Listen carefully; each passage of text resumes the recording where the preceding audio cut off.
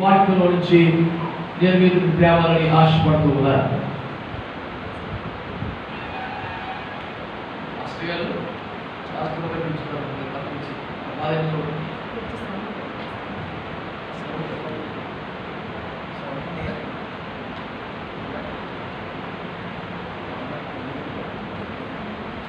దేవునికి మహిమ కలుగునుగా. ఆమేన్. ఒక సంక్షిప్త సందేశాన్ని మీ ముందుకు తీసుకుని వస్తున్నాను పిల్లలు, దయచేసి ఆలకించమని మనవి చేస్తున్నాను. పరిశుద్ధ గ్రంథంలో వారు దయతో చూడండి, రాజుల 2వ గ్రంథము 7వ అధ్యాయం.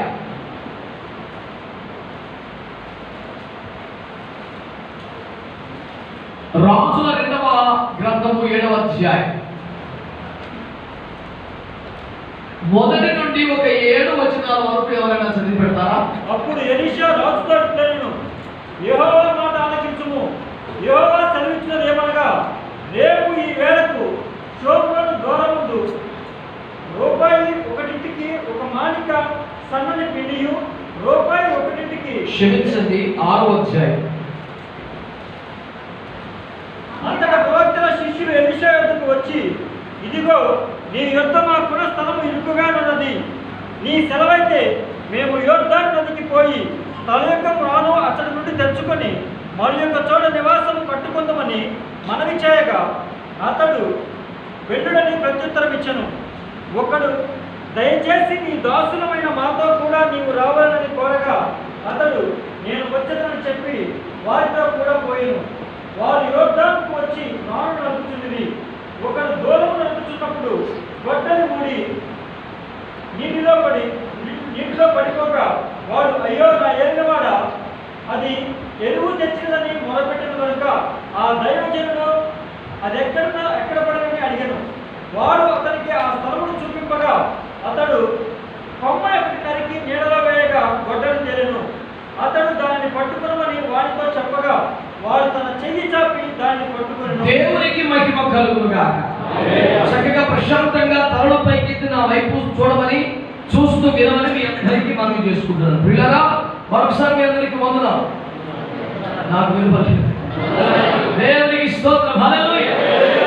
ప్రియులారా, దైవజనులారా, సేవకురాలు అందరూ కూడా మంచిగా వినాలి.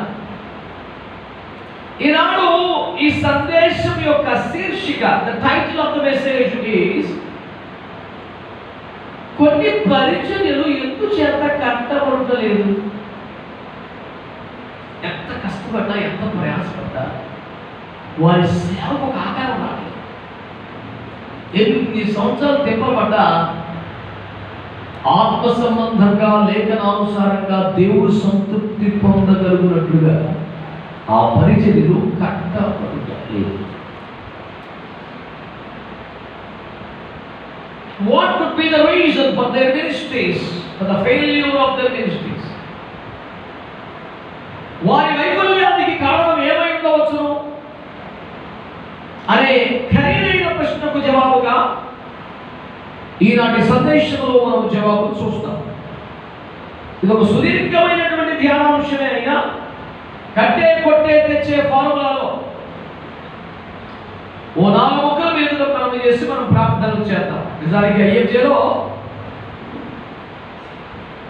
ప్రసంగానికి ప్రాధాన్యత తక్కువే ఉంటుంది, కానీ ఇంతమంది సేవకులు కూడుకున్నాం కదా, శారీరక ఆహారం ఎలాగో అయ్యగారు సిద్ధపడుతుంటారు. జపన్యా గారు మాత్రం ఆత్మీయ ఆహారం పెట్టకుండా పంపించేయాలని నింద భరించకుండా 4 ముక్కలు చెప్పే ప్రయత్నం చేస్తారు. దైవజనుడైన ఎలీషా కాలంలో జరిగిన ఒక వాస్తవ సంఘటన. దాదాపు ఈ విషయం మనం మన సంఘాల్లో ప్రసంగించకుండా ఉన్నాం. ఈ పాటికి ఎన్నోసార్లు చెప్పేసి ఉన్నాం కూడా. కొత్త ముచ్చటే కాదు, పరిచర్యలు కట్టబడకపోవడానికి ఉన్న కారణాలు తార్కికంగా, లాజికల్ గా డీల్ చేసే ఒక ప్రయత్నం ఏమిటంటే, ఎలీషా యొక్క శిష్యులు తదుపరి తరం సేవకులు నెక్స్ట్ జనరేషన్ దైవజనులు ఎలీషా దగ్గరికి వచ్చాయి. ఈ స్థలము నీకు మాకు ఇరుగ్గా ఉంది,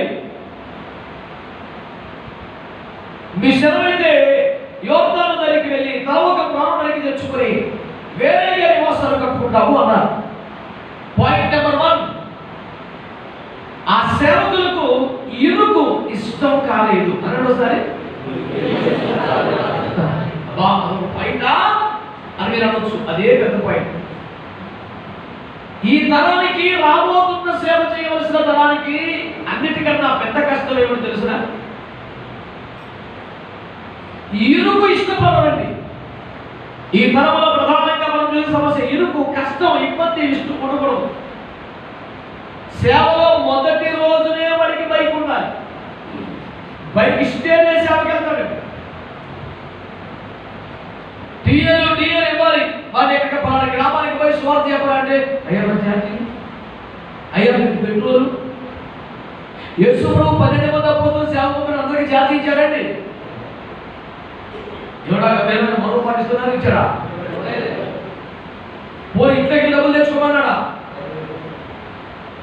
మాట్లాడు అన్నాడు. సంచి కానీ జోలి కానీ ఈ బ్యాచ్ వద్దురా అన్నాడు. మన అంతే. చాలా కాలంతో జరిగాడు. రూపాయి ఇవ్వకుండా పంపించారు కదా బాబు, ఎక్కడ మీ పరిస్థితి అంటే మీకేమైనా తక్కువైందంటే లేదయ్యా, దేవుడు సమృద్ధిగా మాకు మీరు ఇచ్చారయ్యా. మన ఎదుట దేవుడు ఉంచిన మాదిరి ఏమిటండి? నాకు శిష్యులు ఉన్నారు, జాతి లేకపోతే పెట్రోల్ లేకపోతే అన్నాడు, బండి లేకపోతే అన్నాడు, ఇలాంటి పెంచి నాకు ఉన్నారు, ఈ రోజు ఉన్నారు. ఇంకా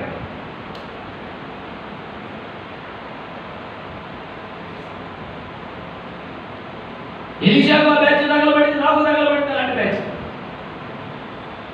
ఎన్ని వాక్యాలు విన్నా విశ్వాసం రాదని. సేవలో మేము ఎంత ఖర్చు అయిపోతున్నామో, ఖర్చు పెడుతున్నామో కళ్ళారా చూసి కూడా అది చేయలేక ఉండదు కూడా బతుకు. అది ఒక శాపకరమైన పరిస్థితి అని, ఎదుటి వారిని ఆశీర్వదించగలిగిన స్థాయిలో నేను ఉండాలని తప్పనే అడిగలేదు. ఇక ఎందుకో పడతాడు. ఈ తరం సేవకులు ఇరుకు ఇష్టపట్ల ఇబ్బంది ఉండకూడదు, కష్టం ఉండకూడదు, శ్రమ రాకూడదు. వీడి మందిరం పెట్టి ప్రార్థన చేస్తే వెంటనే మందిరం నిండిపోవాలి. రోడ్డు మీదకి వాక్యం చెప్తే వెంటనే ప్రజలు కన్నీరుతో రొప్పగొట్టుకుని పశ్చాత్తాపం వచ్చేసేయాలి. వీడు చేయాల్సిన దోమని 10 మంది కింద పడిపోవాలి. అప్పుడు ఉత్సాహంతో సేవ చేస్తారు. ఈ కార్యాలు ఏమీ జరగలేదు అనుకోండి, ఎందుకయ్యా యేసయ్యా న్యాయమా ఇది న్యాయమా, ఏదైనా పని చేసుకొని పెట్టుకోవాలి. నా ఫ్యామిలీ ఎంత సేవ పిలిచావు, ఇప్పుడే కార్యాలు జరుగుతుంది, నాకు అదే నేను సేవకి వెళ్ళిపోతాను. మరి వీడు సేవ చేయకపోతే పర్వాలు పోసుకోవాలి కదా. మరి వీడి పోజు పండిపోరు, వీడి సేవకుడిగా పర్వాలు కరెక్ట్ పోతాండి. అసలు లేకపోతే నీకు ఎవరు దొరుకుతుంది అలాంటి మంచి చూడన్నట్టు మాట్లాడతాడు వీడు. ఈ బ్యాచ్ ఉందే ఎలీషా శిష్యులు, మాకు ఇరుగ్గా ఉందని ఎవరు రామని అసలు నేను ఒక్కటే ఉన్నాడా, భయం ఉంటున్నా, రెండని కాళ్ళు కట్టబడి తెచ్చుకున్నాడు. వెళ్ళి వీళ్ళకి జబ్బులు, రోగాలు, తెగులు వస్తే ఎలీషా దగ్గరికి వచ్చారు. ఆయన ప్రార్థన చేసేది బాగుపడ్డారు. బాగుపడ్డాక ఇల్లు కన్నా గుడి మధ్యలో ఉండిపోయారు. ఉండిపోయాక దేవుడి లోపల 3 కోట్ల హల్లెలూయా బలపడ్డారు. ఇంటికి ఎలీషా కోసం వచ్చారు వాళ్ళు. ఎలీషా ఉద్ధరించిన బ్యాచ్ అండి అది. ఏలియాగా ఆహారం పెట్టే కాకి పని చేయడం ఒక్కొక్కడు. వీళ్ళు తినే బ్యాచే కానీ ఎలీషా పెట్టి బ్యాచే కాదు. కొండ ఒకటి పెట్టి ప్రవక్త శిష్యులు కూర వంట కప్పు చేయించున్నారు, ఆ బ్యాచ్ అది. అందుకని ఏలియాకు ఎలీషాకు ఉపయోగపడ్డా మేము తినేం కాదండి అది. విగ్రహం పుష్టి నైవేద్యం చూసుకోవాలి, చెప్పుకుని నడవాలి, ఆ బ్యాచ్ తెచ్చుకుంటాకేమో పెద్దోడు అయిపోయాడు, అడుగుతా చిన్నోడు అయిపోయాడు. అది ఇరుకైపోయిందంటే సేవలో ఎవడు శ్రమను ఇష్టపడడు, కష్టం ఇష్టపడడు, నలుగురు ఇష్టపడడు, వేదన ఇష్టపడడు, వాడు సేవకు పనికి రాడు. వాడెవడు కానీ యేసు ప్రభు వారి శిలువ శ్రమకు సంబంధించి యెషయా గ్రంథం 53వ అధ్యాయంలో ఆ వర్ణన ఉంటుంది కదండి శిలువ శ్రమని. ఆ ముగింపు ఎలా చేసాడు పొందొచ్చు తెలుసా? ఆయన తనకు కలిగిన వేదనను చూసి సంతృప్తి పడిపోయినా ఉంటాడు ప్రపంచంలో. పిచ్చెక్కి వాక్యం చెప్పింది. ఎవరైనా తనకు కలిగిన ఘనతను చూసి సంతృప్తి పడతారు కదండి. తన వెనక వచ్చిన జనం చూసి సంతృప్తి పడతారు. తనకు కలిగిన ధనమును బట్టి సంతృప్తి పడతారు. పోలే దేవుడికి స్తోత్రం, గిట్టుబాటు అయిపోయింది అని ఎవరైనా ఆనందపడే ఉంటాడు ఎవరన్నా. కానీ తనకు కలిగిన వేదనను చూసి సంతృప్తి పడలేదు. అమ్మయ్య నేను బాగా బాధలు పడ్డానని సంతోషపడ్డా. ఏంటి జరిగింది అసలు? నేను అందుకే చాలా సంవత్సరాల క్రితం ఆ పాట రాశాను. ఘనత కీర్తిలలో ఆనందించకుండా వేదన పడి సంతృప్తి పడేను, ఇది అంత చిత్రమైన ప్రేమ, దైవ ప్రేమ. అంతకని చిత్రమైన ప్రేమ ఎక్కడ ఉంటుందండి? కలిగిన లాభంలో వచ్చిన ఘనతలో ఆనందం కానీ వేదనలో సంతృప్తి ఏమిటండి? యేసు కాదా మాది మనకు? యేసు కాదా లోకం మనకి? ఎవరికోసం మనం ఫాలో అవ్వాలి? పేతురు గారు ఏం చెప్పాడు? యేసు క్రీస్తు శరీరమును శ్రమ పడేను, మీరు అట్టి మనస్సును ఆయుధముగా ధరించుకోండి అని చెప్పలేదా? శ్రమ పడే మనస్సే ఒక ఆయుధం మనకి. యేసు రక్తం అదొకటే ఆయుధం ఉంది. శరీరం ముందు శ్రమ పడే మనసు ఒక ఆయుధం అండి. చాలా మంది సేవకులకు ఆయుధం లేదు, శ్రమ ఇష్టం ఉండదు. చిన్న శ్రమ రాగానే సగం ఉందండి. దైవజనుడు శ్రమ ఉంటే దేవుడు పడుకునే శ్రమ పడటానికి ఇష్టపడే మనసే కదా ఆయుధం సేవలో. అసలు ఒక ఆయుధంలా ఉందా? అదొక పుల్లు మంచి బాగా రాకూడదు. నా అడిగి వెళ్ళిన రీతిలో పడవలను, అంటే నల్లా బంగారం అయిపోవలను, దాని చెంత గొప్ప పడిపోయి డబ్బులు చేయవలను. ఏం సార్ ఇదంతా? ఇరుకు మార్గం రమ్మన్నాడు యేసు. విశాలని చెప్పాడా? అసలు విశ్వాసకి ఇరుకైతే మనకి ఎక్కడ సార్ ఇంకా సంకటం కాదు. అలాగే రూల్స్ మనకి ఎక్కువ కదా. మాట్లాడారు మీరు? ఏంటి సైలెన్స్? దేవుడికి స్తోత్రం. నేను ఒక మాట అంటున్నాను సార్, మీరు ఆలోచించండి ఒక మాట. ఎవరైనా ప్రభువుని ప్రేమించుకుంటేవాడు అమ్మో ఏంటిది ఆశీర్వదించబడుతున్నా వాడు శాపగ్రస్తులుగా కలిగిన వాక్యంలో. మరి విశ్వాసులే ప్రభువుని ప్రేమించాలంటే పాస్టర్లు నువ్వు వీళ్ళందరికంటే ఎక్కువ ప్రేమిస్తున్నావు వాడు పేరుతుంది అంటే అలాగైతే మంద మనకి అప్పగించబడాలంటే సక్రమంలో మిగతా వారి కంటే మనం ఏసైని ఎక్కువగా ప్రేమించే వాళ్ళు. ప్రేమించడం అంటే ఇవ్వడం, ప్రేమించడం అంటే లోపట్టం, ప్రేమించడం అంటే సాహసం చేయడం, అంటే ఇవన్నీ కూడా విశ్వాసం కంటే మనం ఎక్స్ట్రా చేస్తేనే సంఘం మనకి ఎత్తారంట.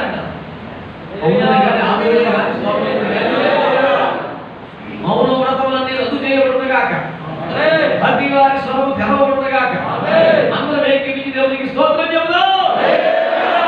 మీరు అడిగే అవసరం రాకూడదు. విశ్వాసం అయితే అడగాలి. జీవనం ఏంటి సార్? స్తోత్రం చెప్పకుండా ఉండలేదు పరిస్థితి తక్కువ వచ్చేది బయటికి. దేవునికి స్తోత్రం. హల్లెలూయా. నేను ఒక పాయింట్ మీతో మనవి చేసుకున్నాను, మీరు స్వీకరించారా లేదా? ఏమిటా పాయింట్? ఇరుకుని ఇష్టపడాలి అనంటే ఎందుకంటే శ్రమ, కష్టం, బాధ, నొప్పి ఏదో ఒక్కొక్కరికి ఒక్కొక్క రక శ్రమ అనుమతించబడుతుంది. ఒకరికి శరీరంలో శ్రమ ఉంటుంది, ఒకరికి ఇంట్లో శ్రమ ఉంటుంది, ఒకరికి సంఘంలో శ్రమ ఉంటుంది, ఒకరికి గ్రామం. ఏదో ఒక బాధ మానసికంగా, ఆర్థికంగా, శారీరకంగా, కుటుంబ సభ్యుల వల్ల, సంఘ సభ్యుల వల్ల, నెత్తి మీద కూర్చోవడం వల్ల ఏదో తరగడం వల్ల శ్రమ, నలుగుట అనే దాన్నంట భరించడంలో పెద్ద మేకలు లేదు సార్. ఇష్టపడుతున్నా. ఇప్పుడు నాకు కడుపు వచ్చింది, కడుపుకున్నాను. ఇప్పుడు అక్కడ షుగర్ వచ్చింది. నాకు ఇవాళ ఏంటి 2008 నుంచి ఎందుకు తగ్గండి 7 కాదు. నాకు షుగర్ అంటే ఇష్టమా, డయాబెటీస్ అంటే ఇష్టమా, కానీ సహించడం లేదా?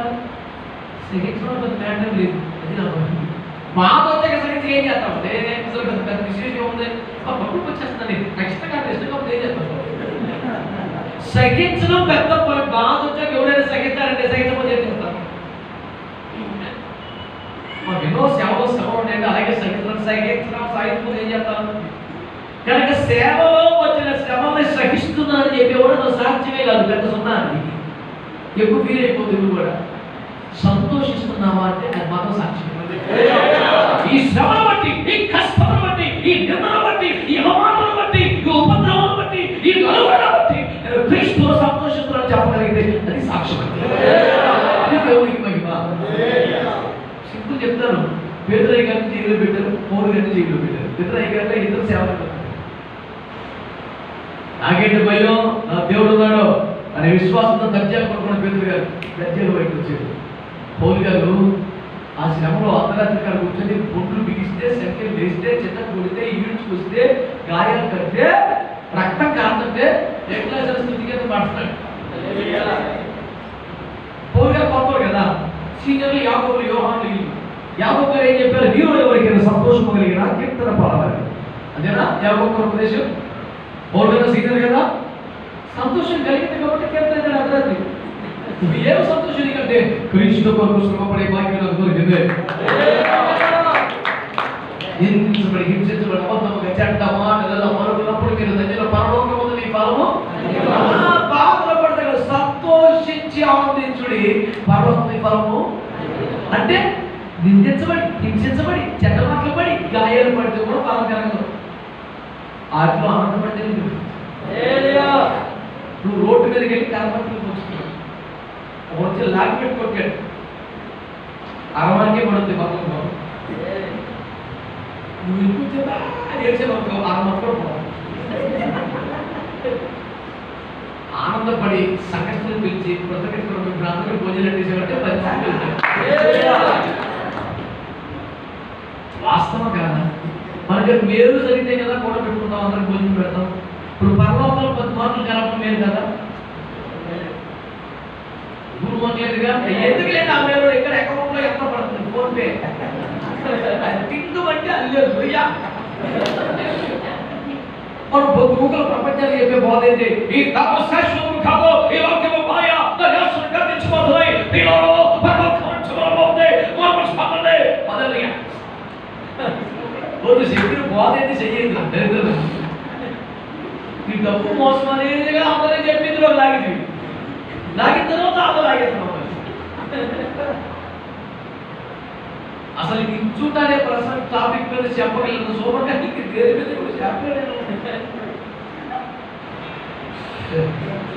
సర్వము విడచి సేవకొచ్చానని చెప్పి విడచినదంతా సంపాదించదలచి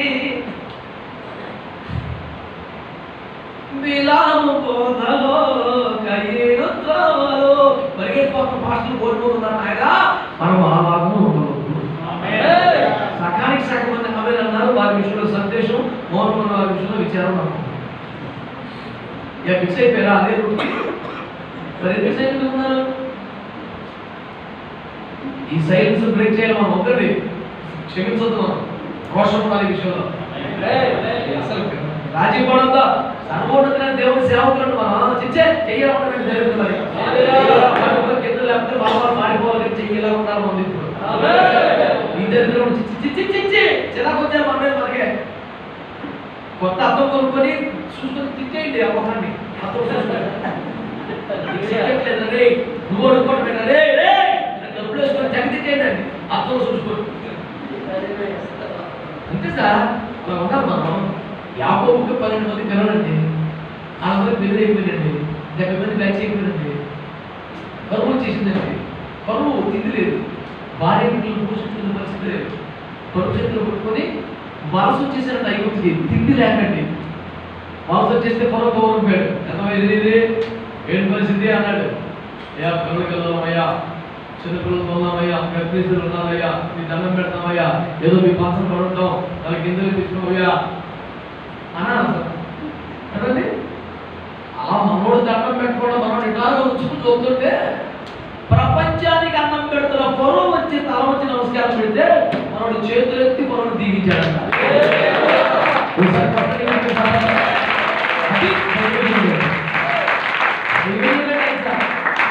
ఆకలండి, పిల్లలకి పెట్టుకుంటే తిండి గింజలు లేవు సార్. అయినా రాజులు తల వంచారు, మనోడు చేతులకి దీవించాడు.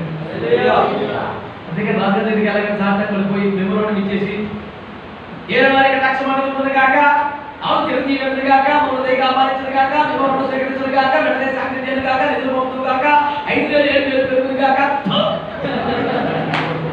సిగ్గు చెరలాగా వస్తుంది. కడుపులో తిండి కింద లేకుండా చేతులు ఎత్తాడు యాకోబు. చేతులు చాపలేదు సార్.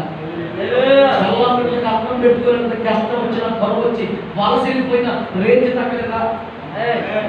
ఆకలి సింహం గడ్డి తిందో చచ్చుద్దా అవసరమైతే వేటాడి నిక్కి నిలచి పట్టుకొని చంపించినాను తప్ప సింహం వల్ల సముద్ర ఆమెకనే పాత పిచ్చా దేగి మాత అందో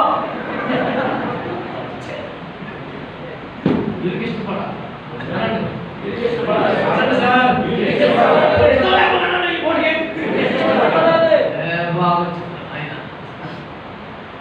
సేవకుడు ఏం చేయాలి? ఇరుకును పౌలు గారికి బాగా కష్టాలు వచ్చేస్తే బాధపడుతుంది. మీరు మామూలు సేవకుడు ఏడుతుంటే అంటాడు పౌలు గారు, బాధపడుతుంది బిడ్డ, మా శ్రమలు మీకు మహిమ కల్పనయ్యా. ఏం దైవజనుడు సార్, ఏం దైవజనుడు సార్, సెల్యూట్ చేయాలనుకున్నారు పౌరుకి. ఎంత అద్భుతమైన సేవకుడు అంటే, గౌరవంగా చేతులు జోడించి ఉత్తరం చెప్పాల్సిన సేవకుడు అంటే ఎంత అద్భుతమైన. మా శ్రమలు మరి ఏం చేస్తాడు? దేవుడు చిత్రం, దేవుడు మాకు ఎలా పెట్టాడండి?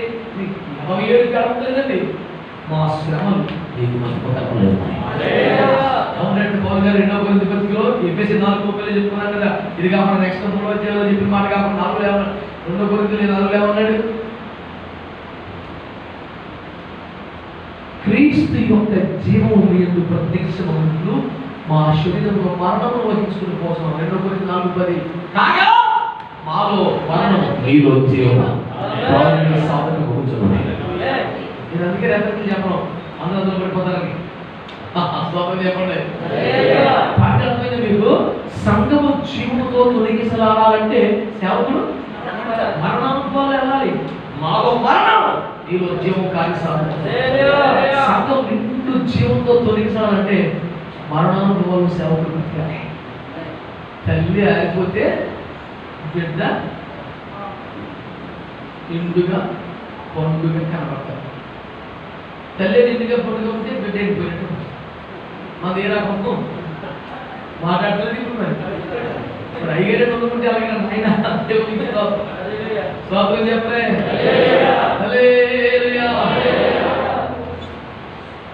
నా మైండ్ మీకు అర్థమైందా? శ్రమను సహించాడు పేతురు, తను అప్పుడే విడుదల పొందాడు. శ్రమలో సంతోషించాడు పౌలు, ఖైదీలు మొత్తం వచ్చేసాడు. సహించడం పెద్ద పాయింట్ కాదు, సంతోషించాలి. నా పాయింట్ అదే. కాబట్టి ఫస్ట్ పాయింట్ ఏంటి? సేవకు ఇరుగును అంటే శ్రమ. శ్రమ అంటే నింద కావచ్చు, అవమానం కావచ్చు, వ్యాధి కావచ్చు, ఆర్థిక ఇబ్బందులు కావచ్చు, ఏ రూపంలో కానీ. మరి సింపుల్ మార్గం చెప్తాం. యేసయ్య దారిలో వెళ్దామా, వేరొక దారిలో వెళ్దామా? అపోస్తల దారిలో వెళ్దామా, కొత్త రూట్లో వెళ్దామా? ఇప్పుడు నేను విశాఖపట్నం మొదలుకొని భోగాపురం రావాలంటే మధ్యలో తగరం వలస 1000 ఊర్లు ఉంటాయిగా, ఆనందపురం, విజయనగరం 7 ఉన్నాయిగా. ఇవన్నీ దాటుకొని రావాలా వద్దా? తగరం వలస రాలేదు సార్ అన్నాను అనుకో, అర్థమేంటి? రూమ్ వచ్చినట్టే. నేను విశాఖపట్నంలో బయలుదేరి భోగాపురం వస్తున్నప్పుడు నాకు మధ్యలో తగరం వలస రాలేదు అంటే అర్థమేంటి? నేను రూట్ మారినట్టే. మరి సేవలో మొదలుపెట్టి మనం సేవలో వెళ్తున్నప్పుడు యేసయ్యకు వచ్చిన నిందలు, అవమానాలు, అపోస్తలులకు వచ్చిన బాధలు మనకి రాలేదని అర్థమైంది. అదే రూట్లో వస్తే ఆ సెంటర్ మనకి తగులుతుంది, ఆ ఊరు మనకి తగులుతుంది. మనకి తగట్లా. హైదరాబాద్ చూసి దసరా పుట్టాడు, తంజావూరు వెళ్ళాలి, 3 పూలు 6 కాయలు ఎక్కడ అసలు రోజు 3 పూటలు తింటే తరుగుతారు. ఏదైనా 5 సార్లు తినేంత పరిస్థితి వచ్చేసి దేవుడు మాకు సర్వ సమృద్ధిని కలుగు చేస్తాడు.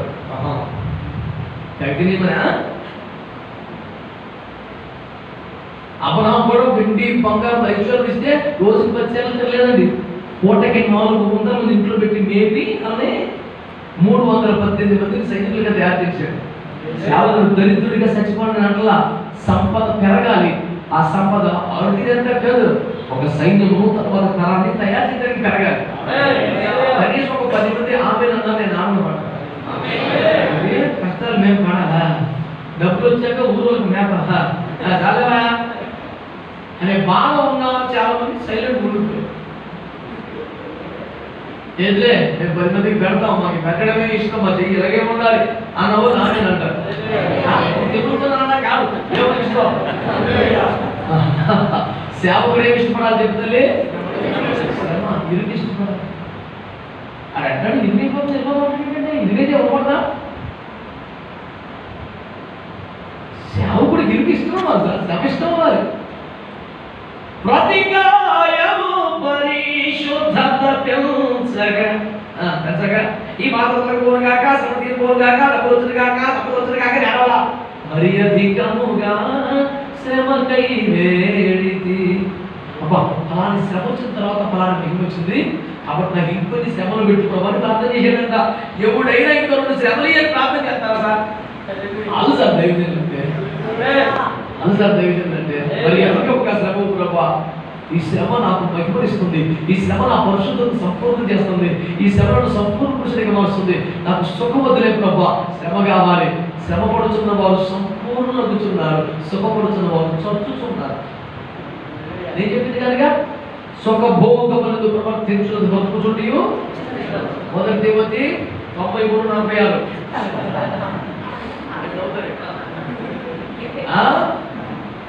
5:6 దేవుని స్తోత్రం. హల్లెలూయా. సుఖభోగం సిద్ధమా సార్? నువ్వు ఎన్ని చెప్పినా కూడా నువ్వు సుఖాసక్తి కలిగి ఉంటే నిన్ను ఆకర్షిస్తుంది. కానీ భూమి ఇంకొకరు వేసుకోవడమే బాధ పెట్టారు. నేను చెప్తాను రాసి పెట్టాను. నేను బజరంగ దళంలో డిస్ట్రిక్ట్ పరిషత్ ఆలోచన ఎప్పుడు ఏమనుకున్నా నేను ఇంట్లోనే బాధ పెట్టాను. నేను ఛాలెంజ్ చేస్తాను రాసి పెట్టాను. నువ్వు సుఖభోగములు ఎంతో ప్రవర్తించు వ్యక్తి నిన్ను బాధ పెట్టివాడు యేసు ప్రభువే. రాసి పెట్టుకో. తిరుగులేదు ఇంకా చెత్త కొట్టేస్తాడు. నువ్వు ముందే శ్రమానుభవాలకు అప్పగించుకుంటే ఒక్కొక్క శ్రమ ద్వారా నీకు మహిమను పెంచుతా తీసుకెళ్తాడు. నువ్వు ఆవును తెచ్చుకోకుండా నువ్వు ఇలాగా ఎక్కడ పడితే అక్కడ దేవుని స్తోత్రం హల్లెలూయా ఈ డిపార్ట్మెంట్ ఉన్నావు అనుకో హల్లెలూయా అంతే సార్. వాళ్ళ చోటుకి వెళ్తున్నావు ఏంటి మన సంగతి మనకేం లేదు. మరెందుకంటే నీకు కావాల్సింది ఎక్కడ పడితే అక్కడ కోరేసుకున్నావు కనుక నీకు వేసుకోవాలి. ఇప్పుడు రాసి పెట్టుకొని నేను చెప్తున్నా మత్తయి ద్వారా చెప్పినాక వారు తమ ఫలమును పొంది ఉన్నారు. ఇక్కడ నేనేం వెళ్తున్నాను కదా మనం ఎప్పటికప్పుడే లాగేస్తే మరి క్లాస్ ఏమవుతుంది? హలో అవునా కాదా? ఒక ఓనర్ దగ్గర 10,000 జీతానికి చేరేవాడి రోజుకి 100-200 ఖర్చు మాడేస్తున్నాడు. అది ఎంత అవుతుంది మనకి? ఇంకా ఇన్ని తీసేసింటావా లేదా? రోజుకి 200 లాగైతే 6,000 తీసేసింది. అంటే నీకు 10,000 ఎందుకు ఇస్తాడు? ఏదో కొనుక్కొట్టుకుని జాకెట్నో ఏ నీళ్ళు తాగి అట్టాగా ఉద్యోగం చేసాడు 10,000 పట్టుకెళ్తాడు. నువ్వు మాత్రం నువ్వు 4,000 పట్టుకెళ్తా 6,000 తీసేసావు కదా. అర్థమైందా? మనకి జీతం ఇచ్చే రోజు అప్పుడా ఇప్పుడు జీతం ఉండదు. మనకి ఏముంటుంది? ఆహారం మాట్లాడదు, అన్నము వస్తుంది. అంతవరకే బలి వీటి మీద పరిచయం చేయవాడు, బలి ఏర్పడు తిని బతక, సువార్త చేయవాడు, సువార్త జీవనం చేయాలి. ఏదో గడుస్తుంది జీతం రాదు మనకే. జీతం ఆనందం వస్తుంది. అయిపోతుంటే జీతం వస్తుంది. ఎప్పటికప్పుడు జీతం లాగేస్తాను అనుకో రావు. హలో నేను చెప్పింది అబద్ధమా మోసమా? మరి మీరు ఎందుకు ఏకీపించలేదు? వీడియోలో మిమ్మల్ని బలవంతం పెట్టడానికి నాకేం ఇష్టం లేదు. ఈ ఇష్టమే మీకు జీతం కావాలా? ఎప్పుడు పోకుండా లాగేస్తారా? నేను బట్టి 27 సంవత్సరాలుగా సేవ చేస్తున్నా. జీతం పొందుకోలేదు పడుతున్నాడు. అలాగే ఎంతో శ్రమ, ఎంతో దుఃఖం, ఎంతో వేదన, ఎంతో నలుగుడు, ఎంత అవమానం, అలా గడిపేస్తున్నా జాగ్రత్తగా. ఎప్పుడు ఏ పరిచయకి ఆ పరిచయకి పరిచయం అయిపోగానే లెక్క చూసుకొని రేడి అసలు చేశాను కదా లేదే అలా పోగేసుకుంటే నాకు అప్పుడు జీతం రాదని టెన్షన్. అందుకని భయపడుతుంది. అక్కడ భయపడుతున్నారు. ఎందుకంటే అక్కడ పోగేసుకోవాలి కదా. ఆ రోజున ఇప్పుడు పోగేసుకోవడం అందరూ వేద పోగేసుకొని ఉంచారంటే ఇప్పుడు వాడు చేయనోడు ఒకసారి పోగేసుకుంటాడు. ఏది కావాలి ఫిక్స్ అయిపోండి సార్. ఎందుకు వచ్చింది సేవకుడు ఇరుకుని ఏం చేయాలి? నువ్వు ఇష్టపడినా ఇష్టపడిపోయి సేవలు వస్తాయి. అందులో డోకలేదు. ఇష్టపడితే మైకపోతుంది లేకపోతే అన్నమాట. అర్థమైందా కదా? నువ్వు ₹1 పైన చెప్తాను ఎక్కడ ఇదే ఒప్పుకుంటే ఉన్నదా? నువ్వు ఒకదానికే నెల నుంచి 3 గంటలు ప్రార్థన చేయాలి. మనం వాకి చెప్పుడు కూర్చొని మనం కూర్చొని ప్రార్థన చేసుకోవాలి. పాటలు ఉండవు, కూర్చోబెడతాం కూర్చోబెడతాం ఏముండవు. కూర్చొని మొదలైతే ప్రార్థన చేసుకోవడమే. దేవుని ఇష్టం. జాగ్రత్తగా నా మాట వింటే ఏలియా మంచి దైవజనుడా కాదు మాట్లాడాలి. సేవ కొరకు నలిగాడా లేదా, శ్రమ పడ్డాడా లేదా, ఒక రోజున స్వామి ఉన్నాడా లేదా, మాట్లాడుతుంది అనవసరం అనమాట. ఇంత మటుకు చాలు ప్రభు అంటే ఏంటంటే అసలు మనము ఏలియాని విమర్శించి అంత పెద్దవాడి వాళ్ళకండి. నా పెద్దరికం చూపించుకోవడానికి ఏం మాట్లాడటం లేదు, నేను పెద్దనే కాదు, ఏలియా కాలిపోటీకి సరిపోను ఒక నాకు తెలుసుకొని వేసారు మైలో చెప్పారు కూడా ఆ గొడవ కాదు. ఇప్పుడు పాయింట్ ఏంటంటే ఎన్నో శ్రమలు పడి బాగు పక్కన కూర్చొని ఒక నివాసం లేకుండా మంచి బట్టలు లేకుండా ఇంత ప్రతిష్ట కలిగి సేవ చేసిన గొప్ప దైవజనుడు కొత్తగా యజమాని ద్వారా మరొక శ్రమ వచ్చింది. అరే ఎన్నో బాధలు పడ్డాం, ఇది ఇంకో శ్రమ అనుకోవాలి కదా, నేను పెద్దల కంటే శాస్త్రమైన వాడినా ఎప్పుడు బాధలు పడుతున్నాయి రావు మేడం తీసుకో పట్టణం వల్ల ఒప్పుకున్నావు సార్. ఈ ఊర్లో సేవ చేసినందుకు ఊరు ఏడ్చుకో దేవుడు ఒప్పుకున్నాను చాలా ఎక్కడ అమ్మాయికి. ఇక నేను మీ పరిగెత్తున్న వాళ్ళు తీసుకోండి దొరుకుతాను అనండి. ఏం చేశాడు వాడు ఎక్కమన్నాడా ఎక్కేకేమైంది పిలుగాలి ఆ దెబ్బ అన్నాడు. దాని తర్వాత భూకంపం, తర్వాత మెరుపులు. నేను అంటున్నాను బాధలు తిరిగి రెండో పాయింట్, ఈ బాధలు ఏదో అద్భుతం జరిగిందా? ఏరియా కదిలితే అద్భుతం, మెదిలితే అద్భుతం. అద్భుతాలు అయిపోయింది, ఏం లేదు చాలు అన్నాక ₹1,00,00,000 పాయింట్ రాసుకో చాలు అన్నాక అద్భుతాలే అవుతాయి, శ్రమలు ఆగుతాయి. ఇంట్లో తెప్పలు ఎలాగో తప్పు నాకు చాలు అంటే మాత్రం అక్కడికి వచ్చి ఏయో అవుతాయి మరి ఇష్టం. నీ చిత్తం ప్రభావంలో కూడా సేఫ్ జోన్లో ఉంటాడు, చాలు అన్నవాడు డేంజర్ జోన్లో నీ ఇష్టం. మీకేంటే చెప్తాను పాపం తెలిస్తే మీరు కూడా అంటారు చాలని. ఏ లేకుండా పడ్డాము సార్ బాగున్నాం. బాబు దగ్గర కాలము అంతకాలం సుమారు 3 సంవత్సరాలు ఉండిపోయాడు కదా. బాబు దగ్గర సార్ చల్లగా ఉంటే బాగానే ఉంటుంది కానీ చలి పెడితే తెలగదు సార్, వర్షం వస్తే తెలగదు సార్. ఎండపూట చెట్టు కింద కూర్చొని చక్కగా గాలి తెచ్చిన మాంసం తినేసి రొట్టె తినేసి బాబు నీళ్ళు తాగితే మనకు వర్షం ఏంటి పరిస్థితి, చలేస్తే ఏంటి పరిస్థితి? ఆ దైవజనుడు ఒంటి మీద మంచి మసాలు కలిగి మన దగ్గర ఏదో చర్మం కలుపుకునే రకం. అలాంటి దైవజనుడు ఒక నివాసం లేకుండా సేవ చేశాడు. అతనికంటే శ్రమలు మనం పడేంత అవకాశం లేదు సార్ మనకి. అందరికీ సౌకర్య గృహాలు, అద్భుతమైన వాహనాలు అన్నీ ఉన్నాయి దేవుని కృపలో. మన మనస్సులో ఇరుకును శ్రమను ఇష్టపడే సమర్పణ మనకు లేకపోతే నిశ్చయముగా మన సేవ అద్భుతంగా కట్టబడదు. ఏదో మన బతికినంతకాలం దేవుని స్తోత్రం. తిండికి బట్టకే కరువు ఉండదు, ఎందుకని అది ఆయన పరువుకు సంబంధించిన విషయం. సేవకులకి మరి మేము పేదలంటే ఆయనకే అవమానం కనుక నీ ముఖం చూడకపోయినా తన ముఖం తను చూసుకొని మనకి ఏదో ఇచ్చేస్తుంటాడు. అందుకే సకల పాఠకుడు కూడా సేవలో బతికేస్తున్నాడు బాగానే. దేవుని స్తోత్రం చెప్పండి. ఆడు వచ్చి విద్యార్థి ఆడు బాగానే ఉంటాడు. ఏంటి కారణం అంటే ఆడు వేసుకొని పేరు చెప్పుకున్నాడు, ఆయన పొరుగు తప్ప ఆడు ఉంటే చేస్తాడు. కానీ అప్పుడు ఏమి చేస్తాడు సుమా రాజీ ఉండదు సార్. నిర్దోషి దోషి అంటూ దోషి నిర్దోషి అని అసలు రాజీ ఉండదు. సేవలో మనము ఏమి ఇష్టపడాలి చెప్పండి సార్? వేదిక ఇష్టపడాలి సార్, మైక్ ఇష్టపడాలి సార్, కమిటీలో పేరు, వాట్సాప్లో బొమ్మ. ఒక పాస్టర్ గారు అంటారు రెవరెంట్ అంట. మీరు ఎవరు ఉన్నారో ఎవరో తెలియదు, నేనైతే కాదు. ఓ పాస్టర్ అంటారు రెవరెంట్ అంట. విశాఖపట్నం గవర్నమెంట్లో నా సభ జరుగుతుంది. నా ప్రసంగానికి ముందు ఇది గ్రీటింగ్స్ అంట. గ్రీటింగ్స్ అంటే శుభాకాంక్షలు. ఎప్పుడు శుభాకాంక్షలు చెప్పడు, ఎవడేదో ప్రసంగం చేస్తాడు, అది వదిలేదు. గ్రీటింగ్స్ అంటే పరిశుద్ధంగా ఇది చెప్పండి. గ్రీటింగ్స్ అంటే శుభాకాంక్షలు, అందరికీ వందాలు, దేవుడు దీవించదు కాక, దేవుడు దర్శించదు కాక, ఏదో గ్రీటింగ్స్ చెప్పాలి. వీడి చిన్న ప్రసంగం సిద్ధపడేస్తే మరి నాకు సమయం ఎక్కువగా లేదు కనుక నువ్వు స్పీకర్ కాదు. నీకు ఎందుకు ఎంత టైం? ఏదో పెద్ద మనుషులు గౌరవించి గ్రీటింగ్స్ ఇస్తే మరి మనకు సమయం కొంచెంగా ఉండదు కనుక నీకు ఇచ్చింది గ్రీటింగ్స్. ఇన్ని మాట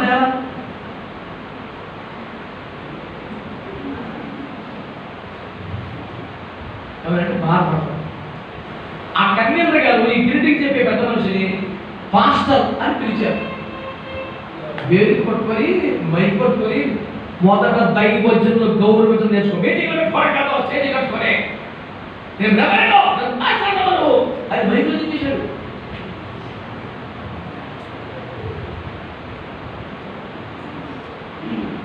మీరు చెప్పండి కరెక్టా? మాస్టర్ గారి గురించి తప్పే సార్. అసలు ఎవరైనా పిలిస్తే తప్పు కదా, పిలవకపోతే రైట్ కదా, పిలవడం చెప్పండి. నా బైబిల్లో ఏముంది? Holi and reverend is his name అనుంది. రెవరెండ్ అనున్నది ఆయన నామము. రెవరెండ్ జీసస్ అంటే రెవరెండ్ హోలీ స్పిరిట్. రెవరెండ్ నువ్వే అసలు ఎవరైనా పిలిస్తే చెప్పగలరు. ఇంకా అంత పాపం పబ్లిక్గా మైక్లో చేసే వారికి తప్పలేకపోయారు. మొదట అతను ఉపదేశం చేసి ఒక అరగంట సేపు, ఆ తర్వాత ప్రజలకు చేసేది. ఆ రహస్యంగా చెప్తే రహస్యంగా చెప్తారు. రోడ్డు ఎక్కేసాడు కదా, ఎవరైనా రోడ్డు ఎక్కేసి బట్టలు ఇప్పేసుకుంటే మనం ఇంటికి తీసుకొచ్చి బట్టలు వేస్తామా?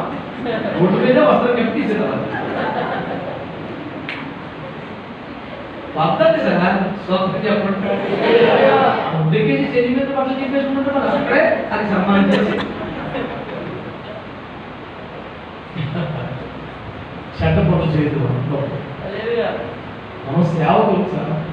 ఆయన మోసం, పూటకులం, పరిమాణం, తోటమాలి, కుమ్మరి, గొర్రె కాపరి, ఇలాంటి పదాలు రేపరండి కాదు. దుర్మార్గ, దుష్ట, పాపిష్టి ఆశలు నశించును కాక. అందరూ అలాగే చూశారు. మీ ఇష్టం. నన్ను ఎవరైనా బరి తెగించి పొరపాటున పేరుకున్న పవన్ పెడితే అది సిలివేషన్ లేదు. నేను నన్ను ఎవరు పిలిచి ముందు చెప్తాను, అయ్యా పొరపాటు ఇలాంటి పదాలు వాడతాను, నాకు వాడకండి అయ్యా, నన్ను పాస్టర్ని మాత్రమే సంబోధించని రాతపూర్వకంగా తెలియపరుచుకుంటారు. అంత కమ్మగా చెప్పారు. ఏంటి ఉద్యమం వచ్చేది. ఇక మీటింగ్ జనం చూసి స్టేజ్ చూసి నన్ను చూసి అనిపించేసి మరి దాయిలో అంటాడు. సరే ముందు అడిగి దేహశుద్ధి చేసిన ప్రసంగం. సేవకుడు ఏమి ఇష్టపడాలి? ఓకేనా? ఏమి శిష్యులు ఏమి ఇష్టపడలేదు? సరే, రెండో మాట చెప్పుకుంటాం. ఇప్పుడు ఇష్టపడలేదు కదా. రెండోది ప్రేమ లేని వారు, కృతజ్ఞత లేని వారు. ఎందుకు అంత మాట అన్నామంటావా? అయ్యా ఈ గది ఇరుగ్గా ఉంది, పాతకాలకు బాగైంది, మేము శిష్యులు పెరిగిపోయాము, మీకు మాకు ఇరుగ్గా ఉంది.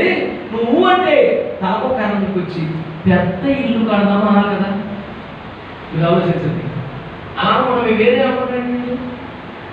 నేను పెంచోడు ఆయన కదా, నొప్పులో ఒప్పులు తీరిపోయింది ఎక్కడ కదా, నువ్వు కొంచెం దిద్దగా తయారైంది ఎక్కడ కదా, ఇరుకులో ముడుచుకొని పడుకోలేకపోతున్నావు కదా, ఇద్దరు గడ్డ మీద పడుకున్నాడువి. ఇప్పుడు నీకు సోర్స్ అంతా బలపడిపోయావు. నువ్వు ఈ బలపరిచిందంతా అసలే ఇప్పుడేటన్నాడు. ఇది ఇరుగ్గా ఉంది కాబట్టి తలకొక కాడ తీసుకొచ్చి పెద్ద ఇల్లు కడదామయ్యా, మీకు ఒక మంచి రూమ్ కడతాం, మేము కూడా చెట్లు చెట్టు రూమ్ చేసుకుంటామంటే ఆ దేవుడు ఎంత సంతోషపడ్డాడండి. ఆత్మీయ దగ్గర ఎంత ఆనందపడ్డాడండి. పెంచిన నాయకుడు ఎంత సంతోషపడ్డాడండి. అంటే అయ్యా మేము తల ఒక ప్రాణం తీసుకొచ్చి తల ఒక పాకేసుకుంటాం. మరి ముసలి పరిస్థితి ఏంటి? ఆ బాగా ఆ కుక్కి పంచంలో బాగా తెచ్చుకోవాలి. ఆయన తయారు చేసిన శిష్యులందరూ మంచి మంచి బిల్డింగ్ కట్టేసుకుంటారండి. వెళ్ళి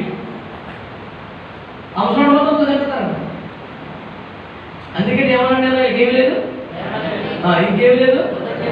ఆత్మీయ తండ్రుల పట్ల, ఆత్మీయ నాయకుల పట్ల ఎవరు తమ హృదయాన్ని కుమ్మరించారో, ఎవరు మీకోసం కన్నీరు కాచారో, ఎవరి ఏడుపు చూసి దేవుడు మిమ్మల్ని పైకి లేవనెత్తాడో, ఎవరి ఉపదేశం మిమ్మల్ని ఆశీర్వదించిందో, ఎవరి నడిపింపు దీవులుగా మారిందో, ఎవరి హస్త నిక్షేపణను అభిషేకుడిగా మార్చిందో, ఆ దైవజనుడిని వృద్ధాప్యంలోనో శ్రమలోనో అటు వదిలేసి ఆ భాగంలో సావు, మేము వాటికి సపరేట్ అయిపోతాం, మేము వేరే భాగం వేసుకుంటాం పోతానే.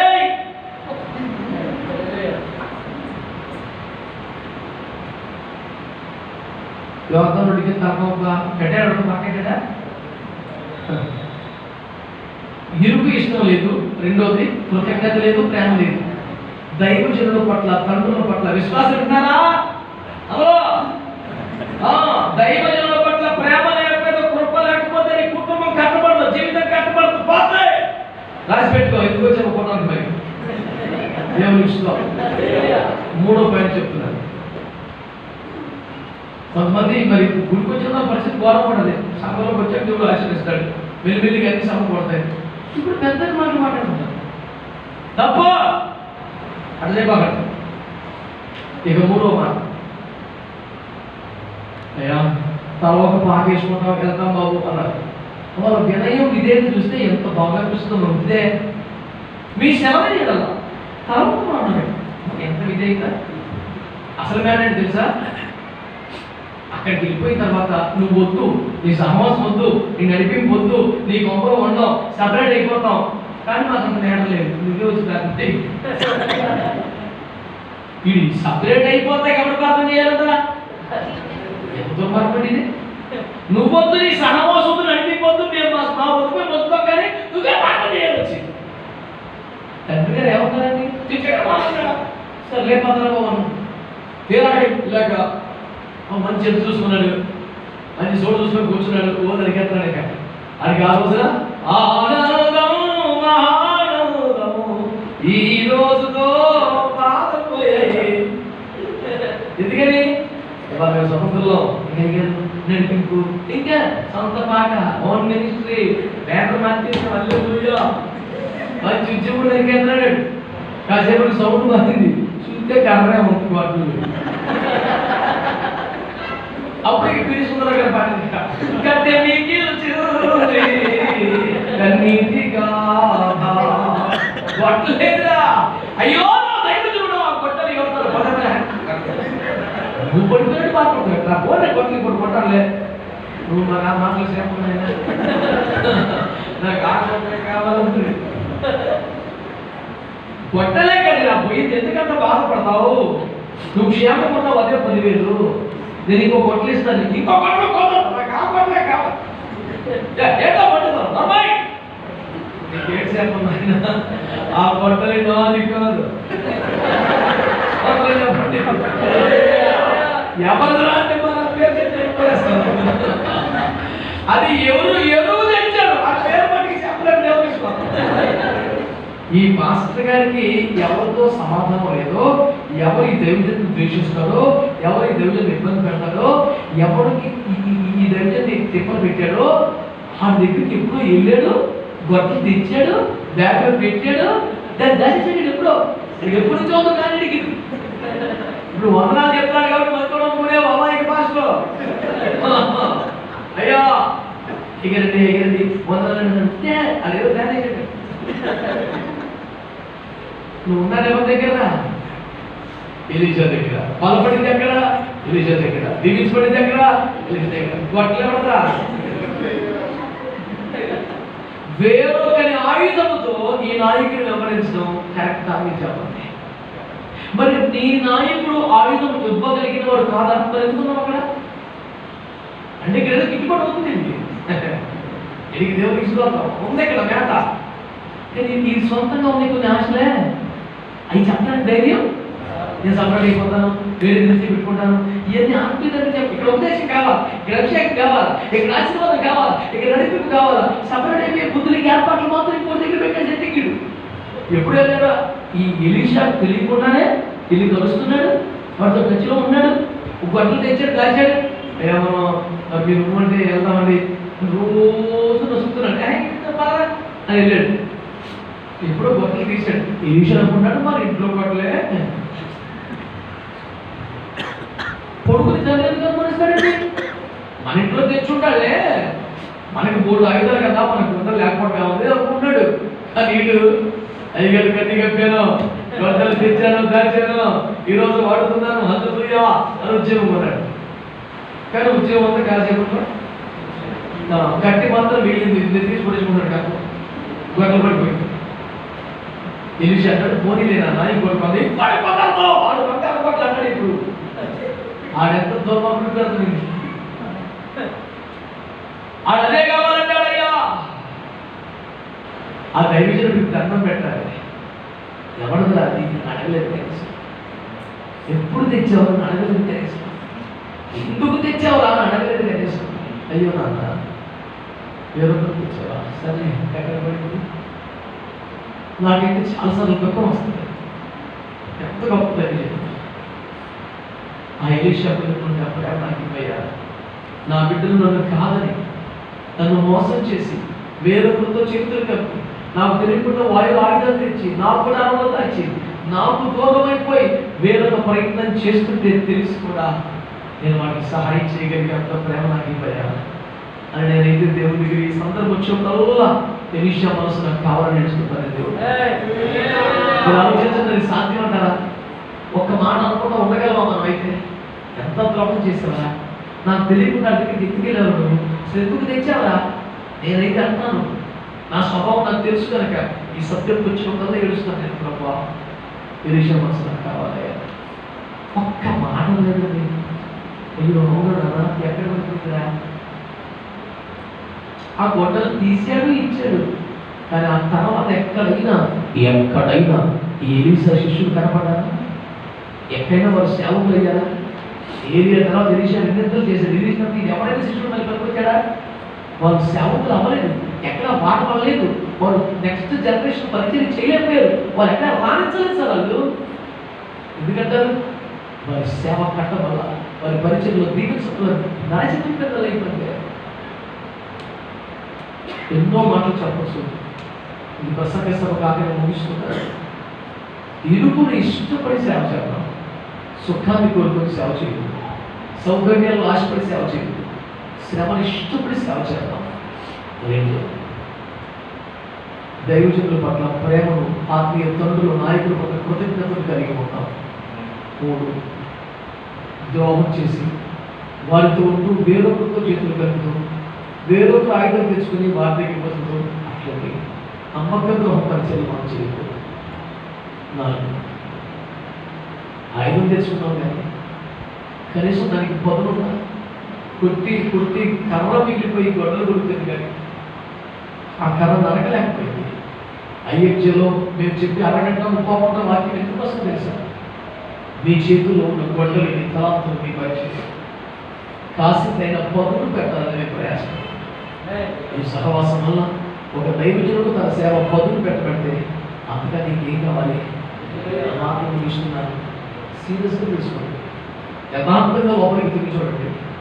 ఇరుకును ఇష్టపడే సేవ, ఆత్మీయ తండ్రులుగా, నాయకులుగా దేవుడు మనకి ఇచ్చిన వారిని కృతజ్ఞతతో వెంబడించే సేవ, స్వంత ఆయుధములు సంపాదించుకోగలిగిన సేవ, మన ఆయుధములకు పదులు పెట్టగలిగిన సేవ చేతులు ముందుకెళ్దాం.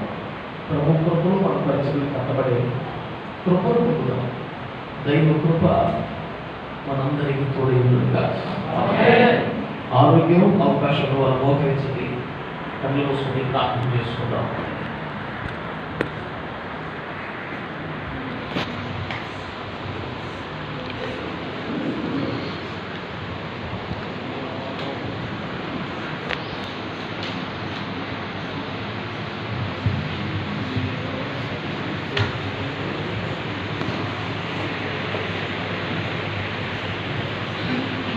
చక్కగా ఆరోగ్యం అవకాశం మంచిగా మోకరిస్తారా? ప్రార్థన చేద్దాం. వీలైతే మీరు చేతులు ఎత్తి ఒక్క నిమిషమైన ఆగకుండా ప్రభువుకు స్తోత్రాలు చెప్పండి. మంచిగా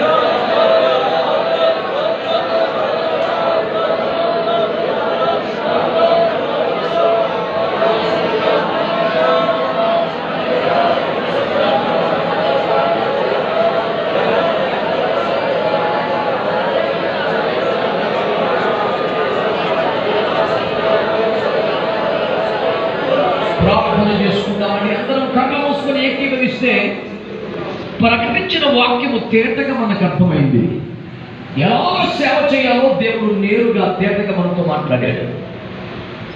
సొంత తెలివి లేకుండా, వేరుపాటు పద్ధతులు కాకుండా, సహవాసాన్ని ఇష్టపడి నడిపింపులో ఉండి యోగ్యమైన మంచి మనస్సాక్షితో మనం సేవ చేయాలి. ఇరుకును, శ్రమను ఇష్టపడి సేవ చేయాలి. ఈ క్రమంలో సేవ చేస్తేనే మన సేవ కట్టబడుతుంది. స్పష్టంగా దేవుడు మనతో మాట్లాడాడు.